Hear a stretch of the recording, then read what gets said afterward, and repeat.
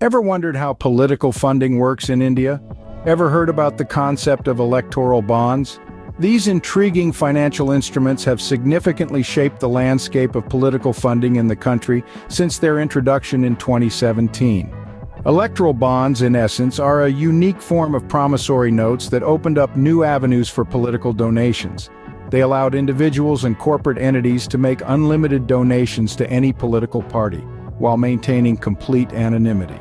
Imagine this. You could donate a staggering amount to your favorite political party and no one, not even the Election Commission of India, would ever know about it. These bonds were purchased in fixed denominations from none other than the State Bank of India and were then handed over to the political party of the donor's choice. The party could cash them using a bank account, with the entire process shrouded in secrecy. This meant that the beneficiary political parties were not required to disclose the name of the donor to anyone. It's no surprise that some of the country's biggest companies were among the top political funders over the last 5 years under this system.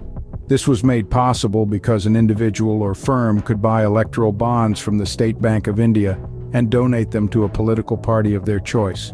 Electoral bonds were bearer instruments, which means they did not carry the name of the buyer or payee. No ownership information was recorded, and the holder of the instrument was presumed to be its owner. This feature was one of the many aspects that sparked discussion and debate about the need for reforms to ensure greater transparency and accountability in political funding. In essence, electoral bonds were a game changer in the political funding landscape of India. They brought about a paradigm shift in the way political donations were made and received, creating a ripple effect that was felt throughout the political spectrum. But as with any significant change, they also raised a host of questions, concerns, and controversies that we will continue to explore in the upcoming scenes. Now, let's delve a bit deeper and understand the role of the State Bank of India in this scheme. The State Bank of India, a prominent public sector undertaking, served as the backbone of the electoral bond scheme. It was the authorized institution, the sole entity from which these bonds could be purchased in fixed denominations. These denominations ranged from a modest 1,000 rupees to a hefty 1 crore rupees, allowing individuals and corporations of all sizes to participate. Once acquired, these bonds were handed over to any political party of the donor's choosing. The political party, in turn, could cash these bonds using a bank account, with the State Bank of India effectively becoming the intermediary in this transaction. It was the State Bank of India's responsibility to ensure the seamless transfer of funds, maintaining the anonymity of the donor while facilitating political funding.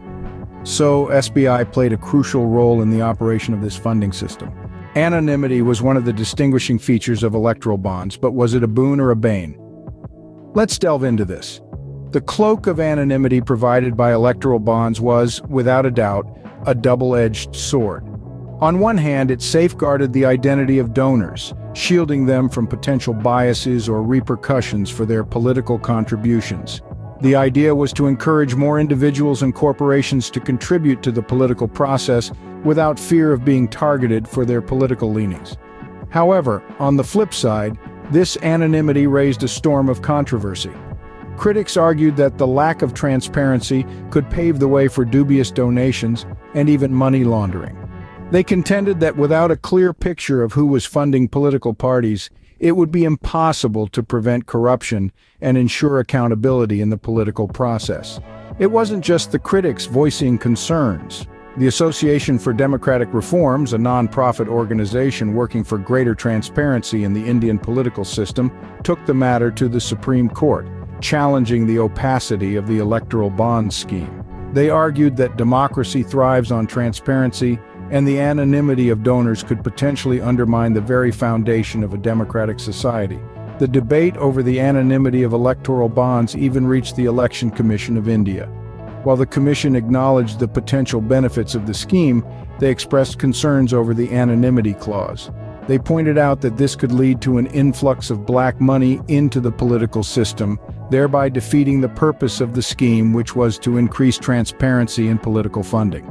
In essence, the anonymity of electoral bonds was a contentious issue that sparked a fiery debate. While it promised protection for donors, it also raised significant concerns about transparency and accountability in political funding. The controversy surrounding this feature was one of the main reasons that led to the eventual downfall of the electoral bond scheme. Despite the potential benefits, the anonymity of electoral bonds sparked quite a debate. What was the legal framework behind electoral bonds, and who could receive funding through these bonds? Let's delve in. Electoral bonds, a novel concept in Indian political funding, were introduced through the Finance Act of 2017. The government at the time claimed that these bonds would promote transparency in political funding by channeling donations through banking channels. However, the lack of transparency regarding the source of these funds raised eyebrows and sparked debates among critics and political observers. As per the scheme, electoral bonds were issued in the nature of a promissory note, bearer in character. The concept of a bearer instrument meant that it did not carry the name of the buyer or payee. Consequently, no ownership information was recorded, and the holder of the instrument was presumed to be its owner. This particular feature ensured the anonymity of the donors, a point that stirred considerable controversy. But who could receive funding through these bonds? The answer lies in the eligibility criteria set by the government. As per an official statement dated November 4, 2023, only the political parties registered under Section 29A of the Representation of the People Act, 1951, and which secured not less than 1% of the votes polled in the last general election to the House of the People or the Legislative Assembly of the state were eligible to receive the electoral bonds. This meant not every political party could benefit from these bonds.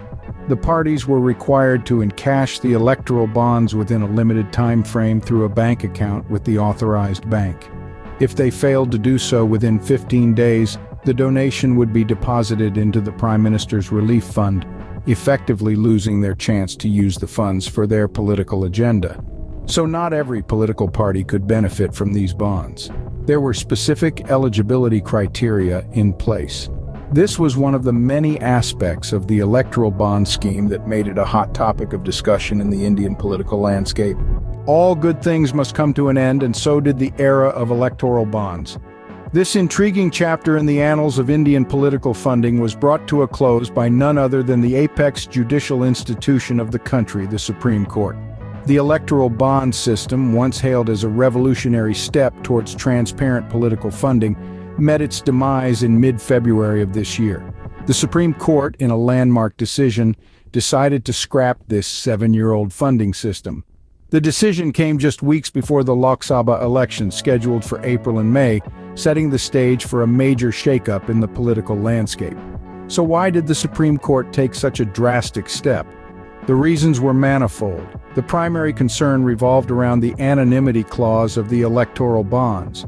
While this feature was initially lauded for protecting donors from potential backlash, it eventually garnered criticism for its potential misuse. Critics argued that the anonymity clause could be exploited to launder money and even fund illicit activities under the guise of political donations. Moreover, the lack of transparency in the source of these funds raised eyebrows. The system allowed anyone, from individuals to corporate entities, to donate unlimited amounts to any political party without disclosing their identity. This, critics believed, could lead to undue influence and corruption in the political arena. The implications of this decision were far-reaching. The scrapping of the electoral bond system meant that political parties had to find alternative means of funding. It also served as a stark reminder of the need for transparency and accountability in political funding. The decision underscored the importance of ensuring that the process of political funding is not only fair, but also transparent. In the wake of this verdict, calls for reforms in political funding have grown louder. The need for stricter regulations and disclosures to prevent misuse of funds is now more apparent than ever.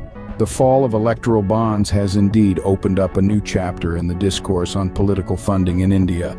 Thus, the journey of electoral bonds in India came to an abrupt halt. Let's take a moment to summarize what we've learned about electoral bonds. Introduced in 2017, these bonds were a fresh take on political funding in India. They allowed for unlimited, anonymous donations to political parties, a feature that stirred both intrigue and controversy. These bonds, issued in the form of a promissory note, were sold by the State Bank of India and could be given to any party which could cash them via a bank account. However, despite the government's claims of promoting transparency, critics voiced concerns over the possible misuse and lack of clarity on the source of funds. This led to a landmark decision by the Supreme Court in mid-February to scrap this 7-year-old system. This decision came just weeks before the Lok Sabha elections, causing a significant shift in the political funding landscape. And that, folks, is the story of electoral bonds in India. Intriguing, isn't it?